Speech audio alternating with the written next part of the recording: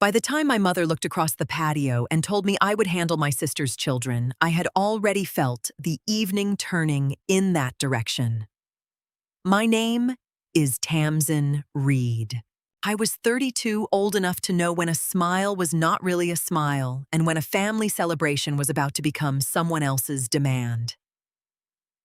We were in my parents' backyard in Spokane, standing around folding tables with paper plates and half-empty glasses of iced tea. My sister Brenna Whitlock had one hand on her stomach, and her husband Calder beside her, looking proud before she even spoke. "We're having another baby," Brenna said. Baby number 4.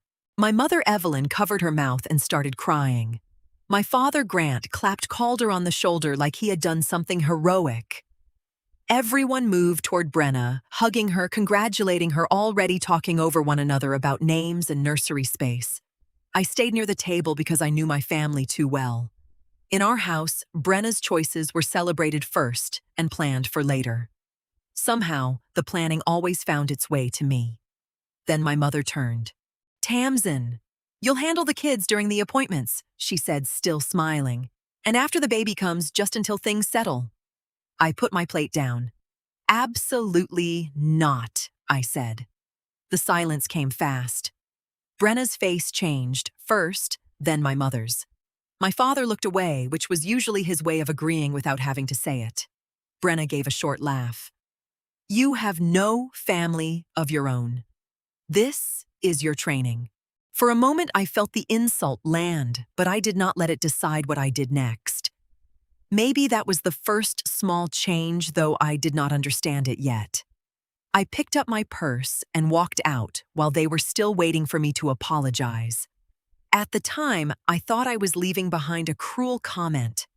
I did not know they had already decided to turn my refusal into a problem. I drove away from my parents' house with both hands tight on the steering wheel, taking the slower streets through Spokane because I wasn't ready to be home yet.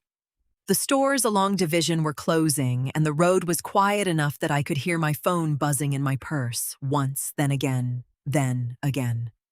I didn't look at it. What Brenna said hurt, but it didn't surprise me as much as it should have. That was the part I hated admitting. My family had never needed me to be weak in order to use me. They only needed me to be available, and because I wasn't married and didn't have children, they treated my time like it had less value. I loved Brenna's kids. Ella was 9 and serious about everything. Milo was 6 and still reached for my hand in parking lots. Junie was 4 and asked the same question 5 different ways until she trusted the answer. Loving them was easy. Being turned into the family backup plan was not. There had been smaller moments before that night, and I had answered most of them clearly. When Brenna asked me to leave work early for school pickup, I told her I needed notice. When my mother hinted I could watch the kids during my remote days, I said working from home still meant working. When Evelyn heard I was saving for a condo near South Hill and said, that money could help Brenna breathe a little, I told her my savings had a purpose. They heard me. They just didn't accept that I meant it. At a red light, I finally pulled out my phone. There were messages from my mother, my father, and Brenna all arriving, like separate hands pushing on the same door. I didn't answer yet.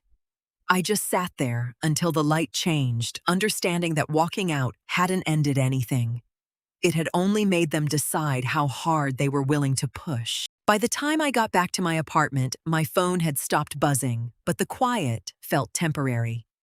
I put my purse on the kitchen counter, took off my shoes, and stood there for a moment with the overhead light too bright above me. I wanted a glass of water. I wanted to sleep. Mostly, I wanted my family to surprise me by leaving my no alone. They didn't. Brenna's message came first. I have a prenatal appointment tomorrow morning. Mom said you can take Ella, Milo, and Junie to the community center until lunch. Don't make this harder than it needs to be. I read it twice, not because it was confusing, but because it was so direct. She had skipped right past asking and gone straight to scheduling me. Then my mother texted, You embarrassed your sister tonight. Your father and I have always tried to help you, including with your condo plans. Don't turn your back on family when they need you." There it was. The money folded into the guilt, as if it had been waiting behind her teeth all evening. They had once offered to help with part of my future down payment, and I had been grateful, but I hadn't realized gratitude was supposed to come with a leash. My hands were shaking a little when I typed back, so I slowed down and made myself be clear. I am not available tomorrow. I don't consent to watch Brenna's children pick them up, transport them, or be listed as an emergency contact. No one has permission to use my name for childcare. I sent the same message to Brenna, my mother, and my father. For several minutes, nobody answered. Then Brenna replied, "You'll regret acting like this when you're alone." I stared at that sentence until the hurt settled into something colder and steadier. I didn't reply again. I took screenshots of everything, though at the time I told myself it was only to remember what had really been said. I didn't know I would need those words by morning. The next morning I sat at my small dining table with my laptop open and a cup of coffee going cold beside it. I had a claims report due before noon, and I was trying to focus on the screen, but my mind kept drifting back to Brenna's message. The words were still there, saved in my phone, clear enough that nobody could pretend I had been confused. At 9:16, an unknown number called. I almost let it go to voicemail. Then something in me tightened and I answered. "Miss Tamsin Reed," a man asked. "This is Officer Daniels with the Spokane Police Department. Are you aware that 3 children have been left at the East Central Community Center with a note naming you as the adult responsible for them today?" For a few seconds, I couldn't speak. I looked at my laptop, at the open report, at the ordinary room around me, and everything felt suddenly too still. "No," I said, carefully. "I never agreed to that." Officer Daniels paused, not in doubt, but as if he was writing it down. The note says, "You agreed to supervise Ella Milo and Junie until their mother returns from an appointment.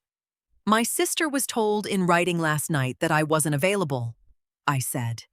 "My mother and father were told the same thing. I don't consent to being responsible for those children." Saying it out loud made my stomach turn because I loved those kids and knew how scared they must be. But love didn't make a lie true. It didn't make me the adult who had left them there. Officer Daniels asked if I could come to the center to clarify the situation. I told him I would, but only for that reason. "I'm coming to make sure they're safe and to confirm I didn't agree to this," I said. "I'm not accepting custody pickup authority or childcare responsibility." He answered calmly, "Understood, Miss Reed." I closed my laptop with shaking hands, grabbed my keys, and drove toward East Central, knowing my family had crossed from pressure into something I couldn't forgive, quietly. The East Central Community Center smelled faintly of floor cleaner and cafeteria food when I walked in. A woman at the front desk looked relieved the moment I said my name, and that relief made me feel worse, because it meant they had been waiting for me to solve something I hadn't created. Officer Daniels met me near a small activity room. Through the open door, I saw Ella sitting with her arms folded tightly across her chest. Milo was on the floor beside a plastic bin of blocks he wasn't touching, and Junie held a paper cup with both hands, like she was afraid someone might take it from her. Ella saw me first. "Aunt Tamsin," she said, and her voice cracked. "Are you mad at us?" I knelt in front of her before I answered. "No, sweetheart. I'm not mad at you. I'm upset because adults aren't allowed to lie about who is responsible for you." Her eyes moved toward Officer Daniels, then back to me, and I hated that she had been put in the middle of something she couldn't understand. Officer Daniels handed me a plastic sleeve with a folded note inside. "Is this handwriting familiar?" I knew before I finished the first line. It was my mother's careful, rounded handwriting, the same writing she used on birthday cards and grocery lists. The note said I had agreed to supervise Ella Milo and Junie for the day, because Brenna had an appointment. Near the bottom, my mother had written, "Tamsin has no other obligations." I read that sentence twice. It didn't even sound angry. That was what made it hurt.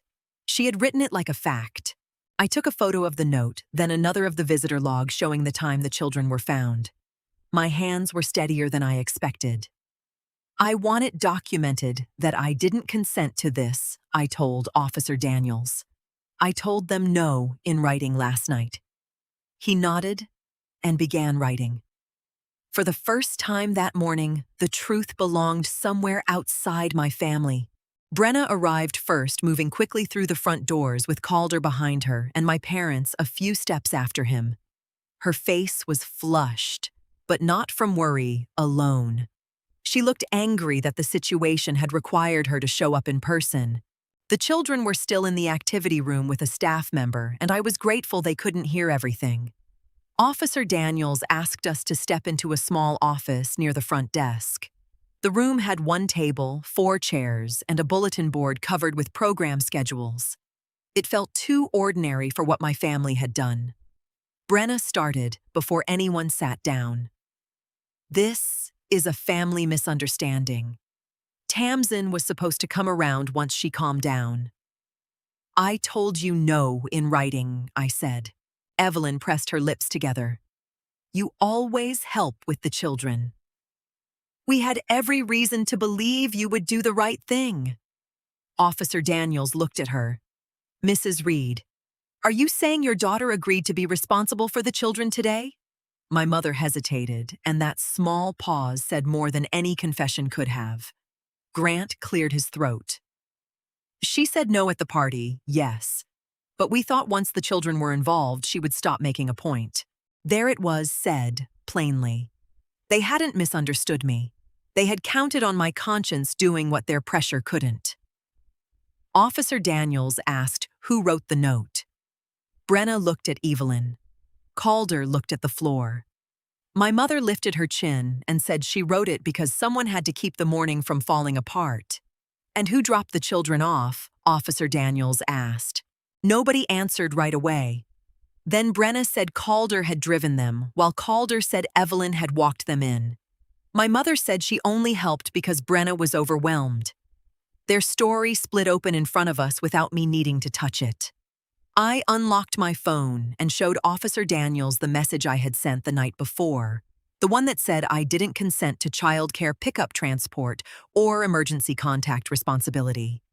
He read it quietly, then wrote again. For the first time in my life, my no wasn't floating around the room waiting to be ignored. It was sitting on paper, being treated like something real. By the time I left the community center, my phone had started buzzing again, but I didn't answer until I was sitting in my car with the doors locked. My mother's name filled the screen, and for a moment I let it ring because I knew her voice would sound calmer than her words deserved. When I finally picked up, Evelyn didn't ask about the children. She didn't ask what Officer Daniels had written down. She went straight to the thing she thought would make me fold. "If you keep making this family look bad, your father and I won't help with your condo," she said. "Don't expect support from people you humiliate." I looked through the windshield at the community center doors, still feeling the weight of that note in my hand. "Then don't help," I said. She went quiet. I think she had expected panic, maybe an apology, maybe the old version of me trying to prove I wasn't ungrateful. "That money was supposed to show you we cared," she said. "No," I answered. "It was supposed to keep me obedient."